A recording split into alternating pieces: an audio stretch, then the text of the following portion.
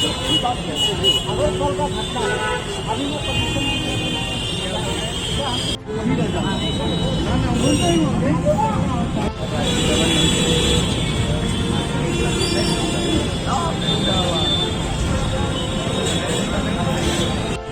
जैसा कि पहले मैं सूचना दे दूं कि ये कार्यक्रम किस बाबत है और हम लोग क्यों इकट्ठा हुए हैं।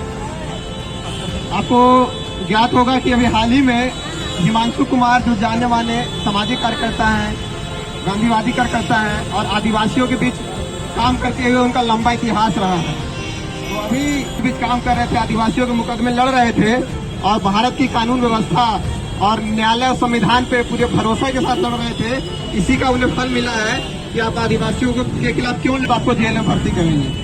और अभी तुरंत परसों की घटना है, कल नहीं परसों की घटना है कि रुपेश कुमार सिंह स्वतंत्र पत्रकार उनको जबरन गिरफ्तार किया गया, घर की तलाशी ली गई, इसलिए क्योंकि वो भी आदिवासियों झारखंड के रहने वाले हैं, रामगढ़ जिला है और आदिवासियों का जो दुख दर्द पीड़ा है हमारे देश में, जो आदिवासी की संख्या 10 करोड़ है, 1/10 हमारे 10% आबादी आदिवासियों की है और वो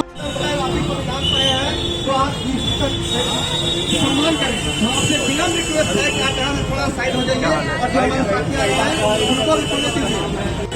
साथियों, मैं ये पूछना चाहता हूँ, आप जिस तरीके से लोकतंत्र की हत्या कर रहे हो, आप संविधान की हत्या कर रहे हो, आपको इस बात को समझना होगा, आपको इस बात को पूछना होगा।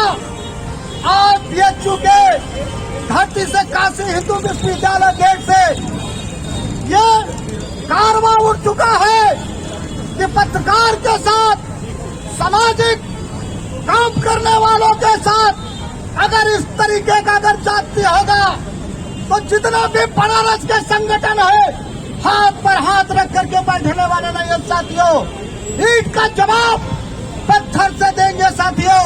इस बात को मैं आपको बीएचयू गेट से मैं ऐलान करना चाहता हूं साथियों। 5 मिनट का मुझे समय मिला है, मैं 3 मिनट संविधान पर हमला बंद करो, बंद करो, बंद करो। अरे छात्रों पर हमला बंद करो, बंद करो, बंद करो। छात्रों पर हमला बंद करो, बंद करो, बंद करो। अरे मार्ग को रिहा करो, रिहा करो, रिहा करो। अरे मार्ग को रिहा करो, रिहा करो, रिहा करो। मेरा नाम इप्सित है और मैं बीएचयू की स्टूडेंट हूँ। क्या यहाँ पे किस तरह का धरना प्रदर्शन? यहाँ पर हाल में परसों के दिन रुपेश कुमार सिंह जो झारखंड के पत्रकार हैं उनकी अरेस्टिंग हुई है और कुछ दिन पहले हिमांशु कुमार जो हैं जो कि छत्तीसगढ़ में एक सामाजिक राजनीतिक कार्यकर्ता के तौर पे काम करते थे, उनको एक नोटिस जारी किया गया है कि उनको 5 लाख रुपए का जुर्माना देना पड़ेगा।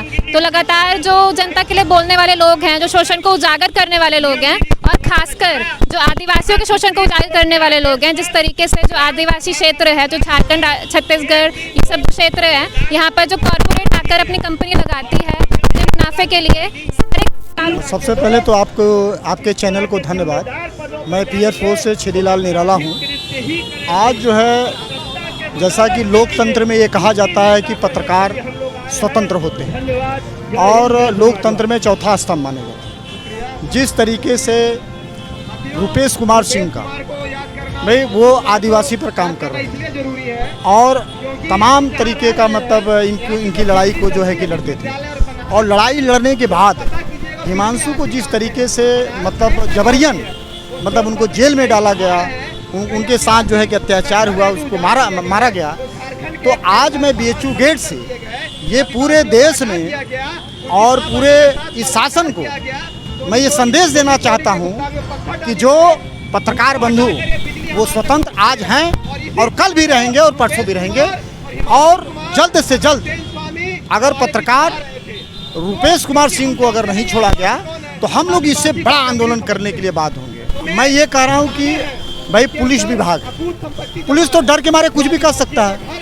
आम आदमी के बीच अगर पुलिस जाती है तो आम आदमी अपनी बात न कह करके मतलब उनके डर से वो कुछ नहीं कह, लेकिन उनका जो कहना है वो गलत एकदम गलत चीज़ है। मतलब कहीं से वो मतलब वो साबित नहीं होता है कि ये इस तरीके की बात है। मैं ये कह रहा हूँ कि वो किसानों के, मजदूरों के, दलितों के, आदिवासियों के लड़ाई लड़ते थे और लड़ाई लड़ने के साथ साथ उनके उसी के अगेंस्ट जो है, चूँकि इस समय जो है मतलब ये तानाशाह सरकार जिस तरीके से माहौल बना है कि अगर आप जो है किसानों की बात करेंगे, आदिवासियों की बात करेंगे, दलितों की बात करेंगे, छात्रों की बात करेंगे, आपको जो फर्जी मुकदमा डाल करके आपको जेल में डाल दिया जाएगा। ये सरकार की व्यवस्था है। तो सीधे सीधे ये लोकतंत्र की हनन है और संविधान का हनन है।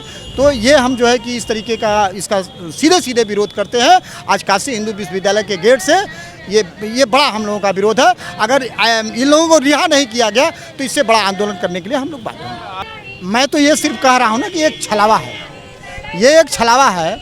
अगर आप आदिवासी दलित आदिवासी से अगर द्रौपदी मुर्मू जी हैं तो मैं ये कह रहा हूँ कि मतलब अभी चुनाव नहीं हुआ, अभी वो चूँकि देश में सबसे बड़ा पद होता है राष्ट्रपति पद, और अभी वो बैठी नहीं, तो उसके पहले ही उनके ऊपर जो है आरोप लगा करके कि माओवादी है, आतंकवादी है।